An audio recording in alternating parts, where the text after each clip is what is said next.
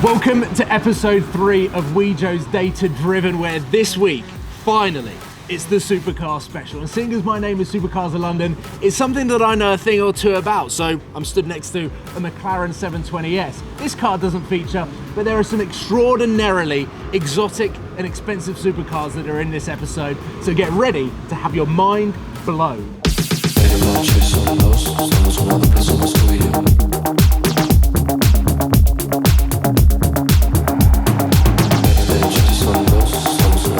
If you've been watching the previous episodes, you'll know that Wejo are a leader in vehicle-connected data, helping motor manufacturers, cities, and a wide variety of other organisations in utilising the data that comes from the connected vehicles in shaping and making our world a better place. Reducing congestion, providing and highlighting dangerous roads, but also giving drivers real-time guidance in extreme weather are just a few of the many benefits that Wejo is providing globally.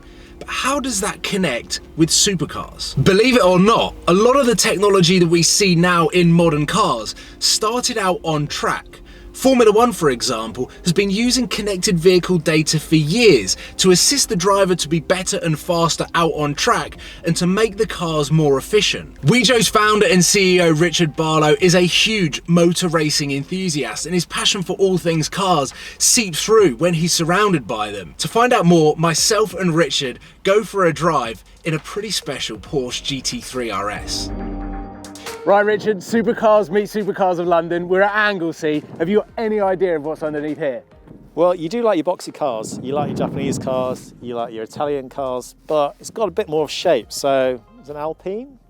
Well, let's just reveal it. Let's reveal it. I mean, come on. Look at the colour. GT3RS, yeah. 991.1. I've got the keys.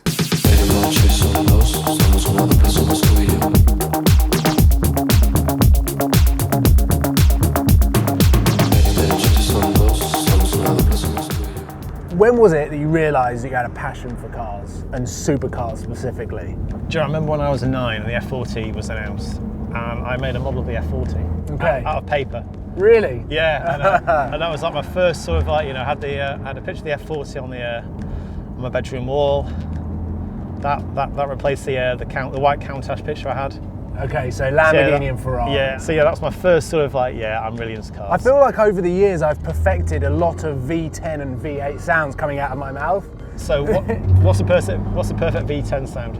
Oh, perfect V10 sound to me, it's got to be either the Porsche Carrera GT okay. or I'm going to go with the Lamborghini Gallardo, but the 5-litre. LFA. I knew the LFA was going to come out. Yeah. I think the LFA sounds great, but for me, that Porsche V10 engine just has a little bit more heritage, you know, coming from motorsport. So have you ever had a Porsche?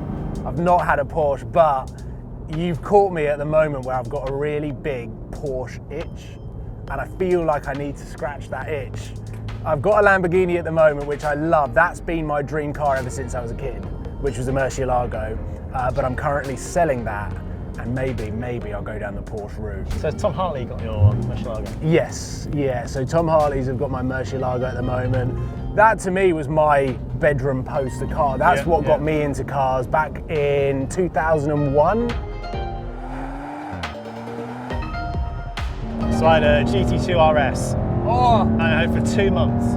2 months? 2 months, and I came across a bump on the road where the rear suspension is so tight, so stiff, that the whole car bunny hopped. Really? And I thought, this is why it's called a Widowmaker. This is why I need to get myself out of this car. So are you currently Porsche-less? I am Porsche-less. That's the term. I am Porsche-less. Me too. It's sad. This is not helping, is it? No, I mean, we're in a GT3RS, which, as we know, is like the ultimate track car. And the engine sound, just listen to it. Yeah. Naturally aspirated. There we go. So V12, what's your perfect V12? It's got to be a Lambo V12. It just sounds like a Formula 1 car. Once you straight pipe it, But having said that, the Ferrari V12s are also pretty impressive. So the F50. Yeah. Talking about an F1 engine, then you're going to go for the F50. F50 is an absolute brute. And actually, I'm probably one of the few people that actually quite like the looks of it. Yeah. It's a unique looking car, but I think from the back, it's a properly cool car. Oh. But then you talk about the V12s, what about the Tag Heuer Porsche from Lanzanti? Yeah. F1 engine, V12 in a Porsche, what can go wrong? It's pretty much the ultimate package. Yeah, absolutely. Okay, if we're going to be talking about dream cars, we've got to talk about dream roads or locations. If you have your dream car, where's the best place to drive? Do you know, Nürburgring, very predictable. But also an absolute classic because you can drive there from London. You also have amazing driving roads around the Nürburgring. And you can go amazing steak at night. Yeah. Great atmosphere, great vibe. How cars and other vehicles have developed over the last 10 years is truly tremendous. Who would have thought that hybrid and electric cars 10 years ago would be so popular today? And there's only one way really that we can see the evolution in supercar technology, and that's by having a look at the pinnacle of modern and classic supercars. So when I say we got the dream supercar out on track with the extraordinary McLaren Senna, Richard himself classes this car as his dream supercars, and I'm sure many of you will agree the Ferrari F40 is an absolute classic. To see those two cars next to each other out on track was amazing, to not just compare the performances but also their connected features. So check this out and enjoy. Built from 1987 to 1992, the legendary Ferrari F40 was originally released to mixed reviews on the car due to its Spartan design and lack of latest technology. But time has been incredibly kind to the F40, and in 2013, readers of Evo magazine stated that it was the greatest road-going Ferrari of all time. It's a car that we will never likely see again, one expert stating that we will never be allowed to build another F40 in today's world of red tape and health and safety. This is what makes it so special and so desirable.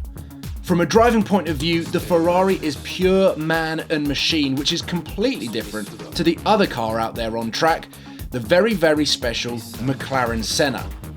Built in 2017, the Senna is the third edition in the McLaren Ultimate Series, and this particular Senna has the notoriety of holding several lap records on some of the most prestigious tracks around the world.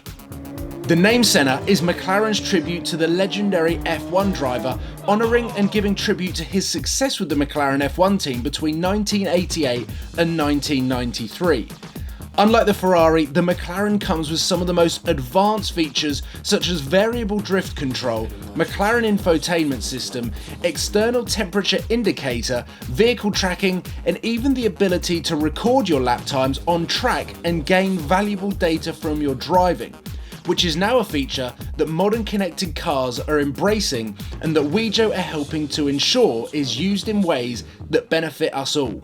It's truly amazing to think that in the 25-year gap that these cars were made, technology really has advanced to such a stage that insights and data we could only have dreamed of in the 80s and early 90s are now in abundance in modern cars. In the last episode, the BMW M8 competition did a lap time of 1 minute and 18 seconds flat. Let's see what the McLaren Senna can do. And let's not forget that this particular McLaren Senna holds lap records around the globe. So I'm expecting something quite impressive. Right, thumbs up, are you ready?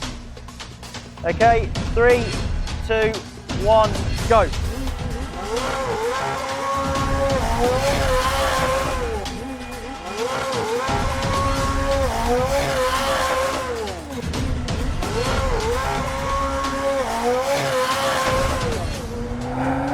Quickest way around. If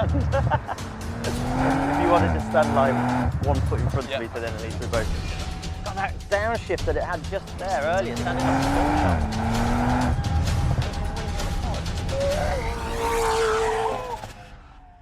up the Oh, look at that. I don't think in this short loop it really has the opportunity to... No, and the thing is, there isn't enough fast corners. 118. What? No, no, 114.5. That McLaren Senna is something else. It is a truly special car, but ridiculous on the track.